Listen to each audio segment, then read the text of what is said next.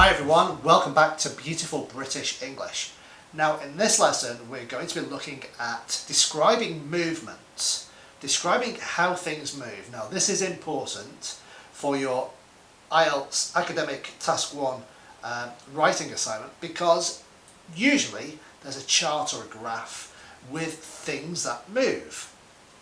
Okay, so we're going to be looking at how we can describe movement in good ways to help increase our score. Now, movement is basically up, down, or it stays the same. Something either goes up, goes down, or it stays the same.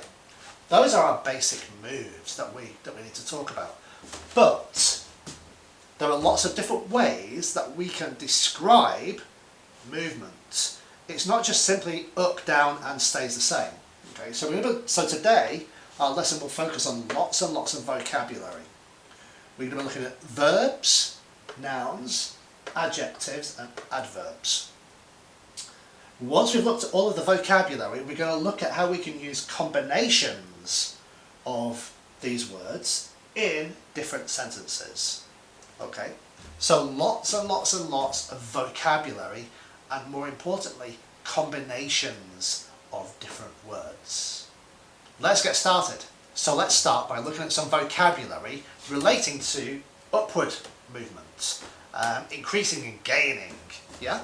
Okay, so I won't read out all of the vocabulary, but you can see on the screen lots of great vocabulary that is all relating to sort of movement in an upward direction.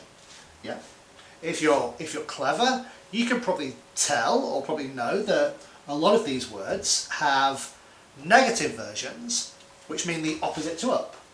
For example, increase has its opposite, decrease. Okay. Rise has an opposite, fall. Inflate, deflate. Okay. So from your vocabulary on being able to describe something that goes up, you can also come up with some good vocabulary to describe the complete opposite, going down. Similarly, we have lots of vocabulary, okay, that means down, or something is getting worse. So decrease is there, as we mentioned before. Fall is there. We have decline, drop, slump, plummet, contract. If something contracts, that means it gets smaller. Okay, so we've got lots of great vocabulary to help us describe something that is going down. Let's now take a look at some vocabulary that helps us describe things staying the same. So vocabulary that helps us to describe how things stay the same or remain in a similar fashion. So we have identical, steady, constant, regular, solid, enduring, uniform. I've included these two words in, waver and fluctuate. Waver and fluctuate belong in this category, but they have quite specific meanings. For example, if something remains steady, let me visualize steady for you. Steady would look like this. Okay, that is steady. Starts at this level, finishes at this level. That is steady. Okay, something that is solid or regular or constant would look like this. Whereas something that wavers might start at this point and end at this point, but it might just waver slightly. Yeah? Waver, like a wave. Yeah? The start point and the end point might be exactly the same, but instead of being solid, it kind of wavers. And fluctuate it means exactly the same thing. So this is what to wave or to fluctuate mean. Yeah. So in the end, it might be the same or just similar, but it has wavered. How do we know if the word that we're using is a verb or a noun? Well, let's have a look. So let's take a look at this word here, increase. Is it a verb? Is it a noun? Well, actually, it can be both a verb and a noun. As a verb, we have the verb to increase. We also have the noun an increase. Okay, so it's important that you understand that lots of words can be different types of word. they are not just all verbs. Those verbs can also be nouns. They can also be adjectives and also adverbs as well. Yeah? So if we were using the word increase as a verb, okay, we might write a simple sentence. Sales increased by 50%. Okay? Sales increased. Here we have a subject and a verb. Sales increased by 50%. But we can also write the same thing using a noun. Okay, so there was an increase in sales of 50%. Okay, so here we have our subject and here we have our verb. Okay, so both sentences are correct. One is just using the word increase as a verb, another is using the word increase here as a noun. Yeah. And you'll see this, both sentences mean exactly the same thing, but they are written completely differently. So it's important for you guys to use different sentence structures. Now, ideally, you would use completely different words here, but you can also gain extra points by using the same word in a different form, in a different way. So you're showing that you can change or transform a verb into a noun and use it in a very, very different way. Yeah? That's one of the ways that you can increase your score. So by adding other vocabulary, such as an adjective or an adverb, to our nouns and our verbs, we can make our sentences even better. Okay, so let's take a look. So sales increased significantly by more than 50% over 2 months. So increased is our verb and significantly is an adverb.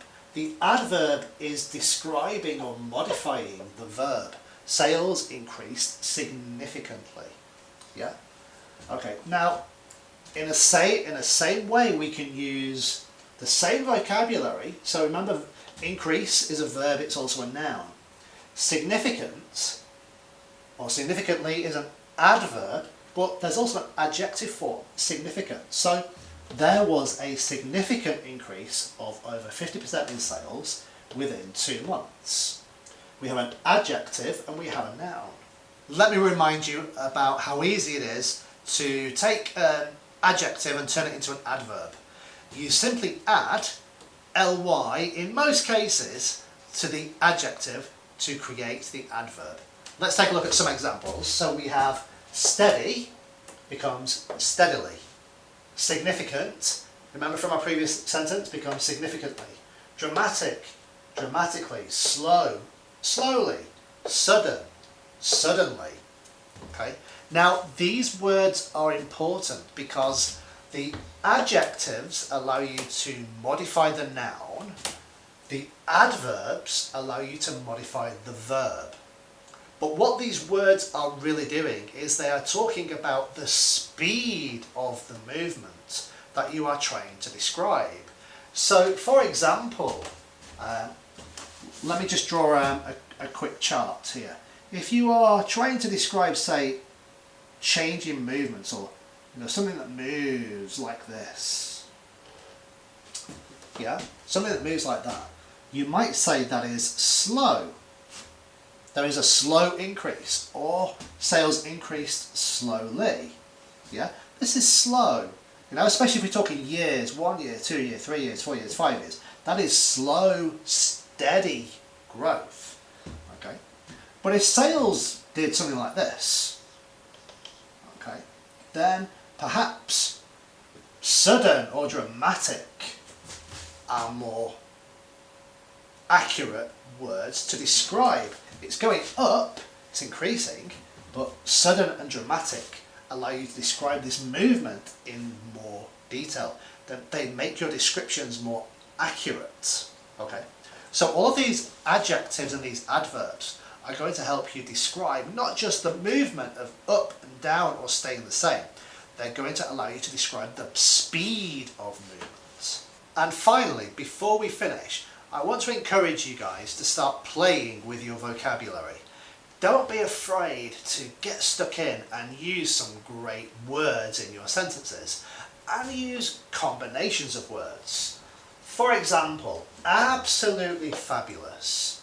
Sales were absolutely fabulous in 2020. Absolutely is an adverb, fabulous is an adjective. So combinations of adverb plus an adjective in that order, adverb plus adjective, work extremely well. But you could just use two adverbs. Suddenly and dramatically sales increased. Yeah? Or why not use combinations of adjectives? Sales were steady and constant for 2020. Sales were steady and constant. There's no reason why you have to limit yourself to just one word in your sentence. You can start adding more words and creating different combinations. Practice creating combinations of words that you feel comfortable with for describing up, down, staying the same, and the different speed of movements. Okay, you don't need hundreds of different combinations, you don't need hundreds of different pieces of vocabulary. You just need a handful that you can call upon to help you to describe things with better vocabulary. Okay, so practice, practice, practice. Okay, describing movement with nouns, verbs, adjectives and adverbs.